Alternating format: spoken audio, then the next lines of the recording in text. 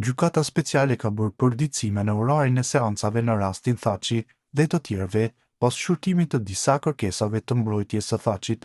Në vendimin e datës 4 nëntor 2025, trupi gjykues shqyrtoi kërkesën e mbrojtjes në lidhje me dëshminë e dëshmitarit të planifikuar, Wesley Clark. Dëshmia e tij pritet të fillojë më 18 nëntor pasdite, ndërsa trupi gjykues ka rezervuar edhe një ditë shtesë, më 21 nëntor, për të përmbyllur dëshminë në mënyrë efektive. Sipas vendimit, dita shtesë është rezervuar për të mundësuar një përfundim të shpejtë të paraqitjes së argumenteve nga mbrojtja, megjithatë, palët janë të inkurajuara të përpiqen të përmbyllin dëshminë më herët nëse është e mundur. Gjithashtu, për javën e ardhshme është bërë një ndryshim në orarin e seancave. Seanca e 10 nëntorit 2025 do të fillojë në orën 14 dhe do të përfundojë në orën 17.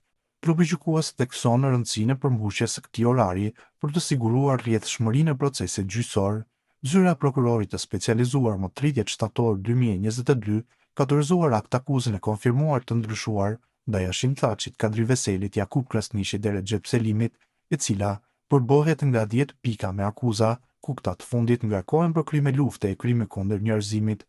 Më 29 prill 2022, zyra e prokurorit të specializuar kishte dorëzuar një akt akuzë të ndryshuar ndaj Hashim Thaçit, Kadri Veselit, Recep Selimit e Jakub Krasnishit, ku pretendohet se katërt të akuzuarit kanë kryer krime lufte edhe në Gjilan, Budakov e Semetisht.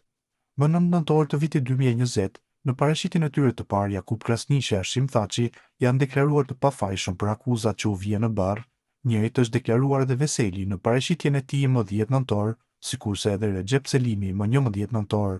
Akt akuza ndaj Hashim Thaçit, Kadri Veselit, Recep Selimit dhe Jakub Krasnishit është konfirmuar më 26 tetor të vitit 2020.